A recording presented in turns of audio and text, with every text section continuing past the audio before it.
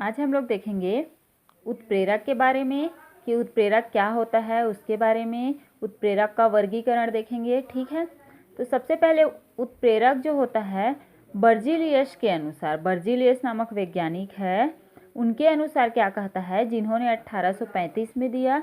तो किसको बोलेंगे उत्प्रेरक? देखो, तो कुछ पदार्थ ऐसे हैं जो रासायनिक अभिक्रिया में शामिल हुए बिना ही उसकी दर को बढ़ा या घटा देते हैं। ऐसे पदार्थों को उन्होंने उत्प्रेरक एवं इस घटना को उन्होंने उत्प्रेरण कहा। बर्जीलियस के अनुसार उत्प्रेरक वे पदार्थ होते हैं जो रासायनिक अभिक्रिया में भाग लिए बिना ही उसकी क्रियाविधि या फिर उसकी दर को बढ़ा देता है या फिर घटा देता है। उसे क्या कहते हैं? उत्प्रेरक कहते हैं, और इस घटना को कहा जाता है आपका उत्प्रेरण। ठीक है, दूसरे वैज्ञानिक हैं ओस्टवाल्ड। तो ओस्टवाल्ड के अनुसार देखेंगे, जिन्होंने 1895 में दिया, तो उन्होंने क्या कहा, वह पदार्थ जो किसी रासायनिक अभिक्रिया की दर को परिवर्तित कर देता है किंतु स्वयं भार एवं रासायनिक संगठन की दृष्टि से अपरिवर्तित रहता है। कहने का मतलब भी इनका भी तात्पर्य वही है कि वह पदार्थ है जो रासायनिक अभिक्रिया की दर को परिवर्तित कर देता है, या तो बढ़ा के परिवर्तित करेगा या तो घटा के परिवर्तित करेगा, लेकिन उस अभिक्रिया में स्वयं भार एवं रासायनिक संगठन की दृष्टि से अपरिवर्तित रहता है। उसे उत्प्रेरक एवं उसकी उपस्थिति से अभिक्रिया की दर में परिवर्तन होने को क्या कहा? उत्प्रेरण कहा। उदाहरण देखते हैं उत्प्रेरक का, जैसे कि पोटेशियम क्लोरेट है। पोटेशियम क्लोरेट को जब आप बिना उत्प्रेरक की उपस्थिति में गर्म करोगे तो उसका विघटन क्या होता है? क्या बोला हमने? जब पोटेशियम क्लोरेट को खाली बिना उत्प्रेरक की उपस्थिति में गर्म किया जाता है तो उसका विघटन जो होता है वह धीमी गति से होता है। ठीक है, लेकिन जब उसमें मैग्नीज ऑक्साइड की उत्प्रेरक को मिला दिया जाता है तो इस पोटेशियम क्लोरेट की जो विघटन की दर है वो क्या हो जाती है? तीव्र हो जाती है। ठीक है, जैसे कि 2KCl और 3O2 में टूटा, जैसे 3 दूनी 6 ऑक्सीजन, तो 3 दूनी 6 ऑक्सीजन, 2 पोटेशियम और 2 क्लोरीन। ठीक है, तो मैग्नीज ऑक्साइड को मिला देने से इसके विघटन की दर क्या हो गई? तीव्र हो गई। उसके बाद दूसरा देखते हैं, दूसरा है हमारा हाइड्रोजन परऑक्साइड। ठीक है, हाइड्रोजन परऑक्साइड को जब हम लोग विघटित करेंगे तो इसका विघटन जो है बहुत फास्ट होता है, मतलब ये तुरंत विघटित हो जाता है। लेकिन जब उसमें फास्फोरिक अम्ल H3PO4 जो है आपका फास्फोरिक अम्ल है, इस फास्फोरिक अम्ल को मिला दिया जाता है तो ये क्या हो जाता है?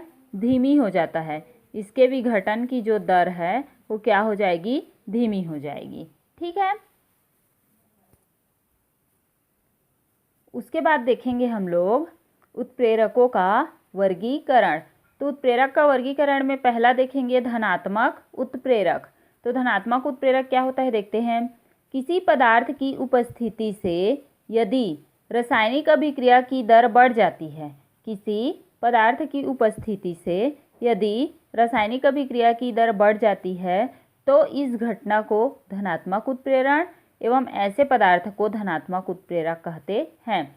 जो अभिक्रिया की दर को बढ़ाएगा वो क्या होगा? धनात्मक उत्प्रेरक होगा। जैसे कि अमोनिया निर्माण की हैबर विधि में नाइट्रोजन और हाइड्रोजन को जब रिएक्शन कराते हैं तो इसके अमोनिया के निर्माण की जो दर है बहुत धीरे होती है, लेकिन जब उसमें आयरन को उत्प्रेरक के रूप में मिला दिया जाता है तो अमोनिया निर्माण की दर क्या हो जाती है? बढ़ जाती है, जिससे आयरन जो यहाँ पर किसका काम कर रहा है?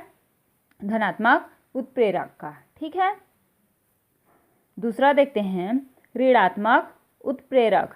तो किसी रासायनिक, उसका जस्ट उल्टा कर दो, किसी पदार्थ की उपस्थिति से यदि रासायनिक अभिक्रिया की दर घट जाती है, अभिक्रिया की दर क्या होगी? घटेगी, घट जाती है, तो इस घटना को क्या बोलोगे? ऋणात्मक उत्प्रेरण एवं ऐसे पदार्थ को ऋणात्मक उत्प्रेरक कहते हैं। जैसे कि हाइड्रोजन परऑक्साइड के विघटन की दर पहले बहुत ज़्यादा तेज़ थी, उसमें जब हमने फास्फोरिक अम्ल को मिलाया तो उसके विघटन की दर क्या हो गई? धीमी हो गई।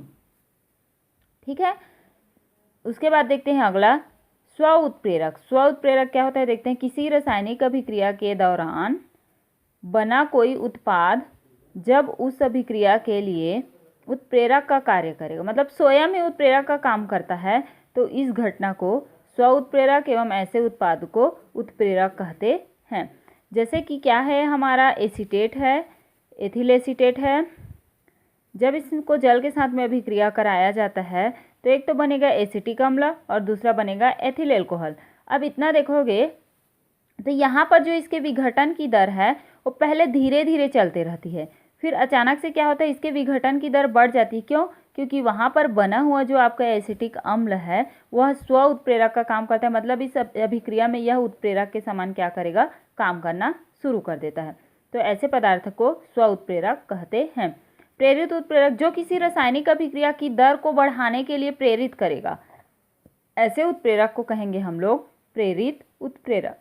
तो ये था हमारा उत्प्रेरक किसे कहते हैं, वो उत्प्रेरक का वर्गीकरण। 4 वर्गीकरण देखा हमने, धनात्मक उत्प्रेरक, ऋणात्मक उत्प्रेरक, स्व उत्प्रेरक और प्रेरित उत्प्रेरक। ठीक है, कल हम लोग पढ़ेंगे उत्प्रेरक के सिद्धांत।